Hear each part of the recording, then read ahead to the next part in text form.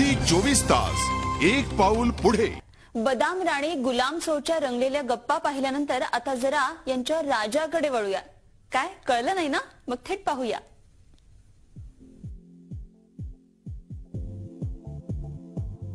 बदाम राणी गुलाम चोर नाही, मी कोणत्याही पत्त्यांबद्दल बोलत नाहीये।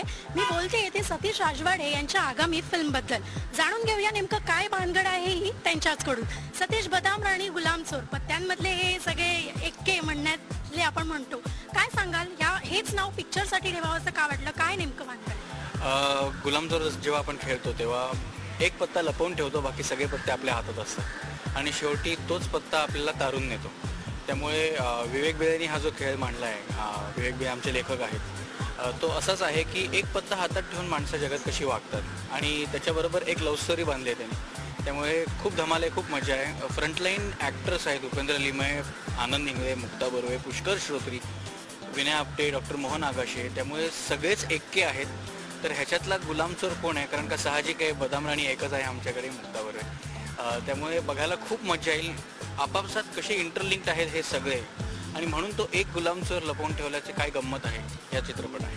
माझ्या मते मुंबई पुणे मुंबई नंतर पुन्हा एकदा ही लव्ह स्टोरी फॉर्मॅटमध्ये आहे, पण माझ्या मते या लव्ह स्टोरीला थोडंसं राजकारणाचा तू एक रंग दिलेला आहे, काय सांगाल त्याबद्दल? लव्ह स्टोरी म्हणता येणार नाही, रिलेशन्सची गोष्ट आहे। माणसं एकमेकांमध्ये परस्पर कसे वागतात त्याच्यातनं खरोखर एक छान लव्ह स्टोरी उभी राहते, पण त्याचीच बांधणी विवेक बेळेंनी एका पॉलिटिकल अफेअर बरोबर केलेली आहे। त्यामुळे मी असं म्हणेन की प्रेमात सुद्धा पॉलिटिक्स असतं आणि पॉलिटिक्समध्ये सुद्धा प्रेम असतं, ह्याची सांगड त्यांनी खूप छान बांधली। त्यामुळे मी जास्ती काही सांगण्यापेक्षा लोकांनी येऊन बघितलं ना तर त्याची खूप गंमत आहे।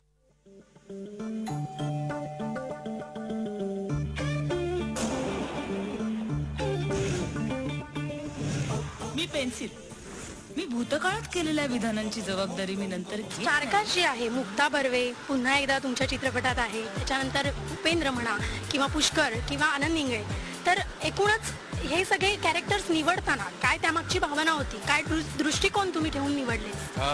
सर्वात महत्त्वाचा दृष्टिकोन हा होता की कलाकार एक नंबर हवेत, कारण का कम्प्लिटली परफॉर्मन्स बेस्ड सिनेमा आहे।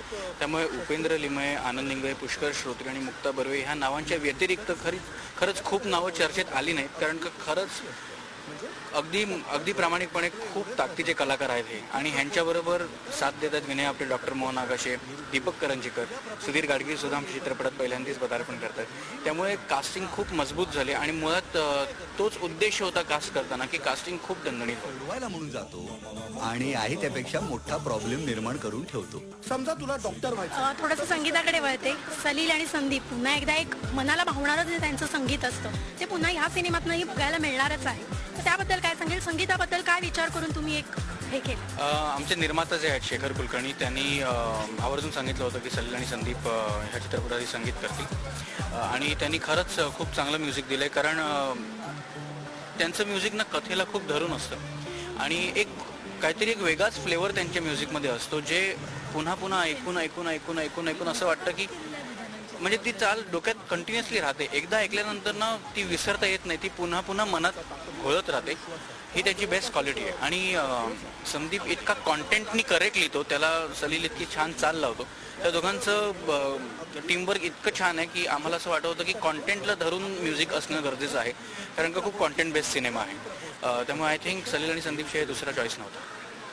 आणि एक थोडंसं असं विचारायचं की सतीश राजवाडेचं दिग्दर्शन म्हटल्यावर मग ते गैर असो किंवा मुंबई पुणे मुंबई असो किंवा मालिका एका लग्नाची दुसरी गोष्ट असो, लोकांना एक आपलंसं करून टाक, या सिनेमाच्या माध्यमातून ॲज अ डिरेक्टर म्हणून तुम्ही काय सांगा? मी प्रेक्षकांचा खरंच खूप आभारी आहे की मी प्रत्येक वेळी काहीतरी वेगळा प्रयत्न करतो आणि ते खरंच डोक्यावर उचलून धरतात। यावेळी सुद्धा मी दरवेळी जसं प्रॉमिस करतो असा एक वेगळा प्रयत्न आहे। एका नाटकावरनं, जे की यशस्वी नाटक होतं माकडाच्या ती शॅम्पेन, त्याच्यावरनं हा चित्रपट आम्ही बनवलेला आहे आणि बदाम राणी गुलाम चोर त्याचं नाव आहे। त्यामुळे पुन्हा एकदा लोकांना माझ्याकडनं काहीतरी वेगळं बघायला मिळेल ह्याची मी 100% लोकांना खात्री देतो। ते खूप एंटरटेनिंग करायचा प्रयत्न केलेला आहे। विवेक बेळेंनी उत्तम स्क्रिप्ट लिहिलेली आहे, त्यामुळे लोकांची अजिबात निराशा होणार नाही आणि आजच्या घडीला धरून हा चित्रपट आम्ही बनवलेला आहे। त्यामुळे डेफिनेटली विषयातलं वेगळेपण आहे आणि मी नेहमीसारखाच खूप प्रामाणिक प्रयत्न केला आहे, त्यामुळे लोकांनी आवर्जून येऊन बघावं।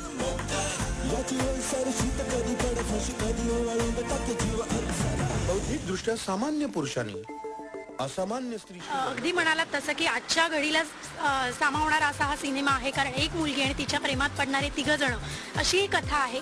अजून ह्या सिनेमाचा USP, अजून हा सिनेमा यायचा आहे, आज आपण फक्त स्पॉटलाईटच्या प्रेक्षकांना ही झलक दाखवतोय, तर ह्या सिनेमाचा USP काय सांगाल? ह्या सिनेमाचा USP मी पुन्हा म्हणतो की लेखक विवेक बिळे आहेत.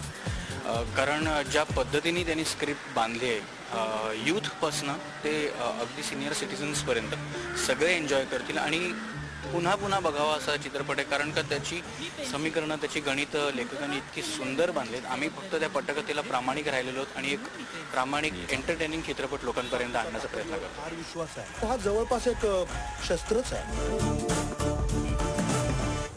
आपल्या आवडत्या स्त्रीचं लग्न झालं म्हणून तिचा नाच सोडण्याचे दिवस आता गेले. मनापासून आमच्याशी गप्पा मारल्या त्याबद्दल खरंच खूप खूप धन्यवाद. आणि नक्कीच प्रेक्षकांनी आतापर्यंत तुमच्या सगळ्या कलाकृतींना मनापासून दाद दिलेली आहे. याही सिनेमाला प्रेक्षक दाद देतील असा विश्वास आहे. हे होते सतीश राजवाडे, जे आपला आगामी सिनेमा घेऊन येत आहेत, बदाम राणी गुलाम चोर. आणि त्याच संदर्भात आपण त्यांच्याशी आता गप्पा मारल्या. व्हिडिओ जर्नलिस्ट प्रकाश भोयेसह मिनल दाभोलकर सामंत, मुंबई. झी 24 तास एक पाऊल पुढे.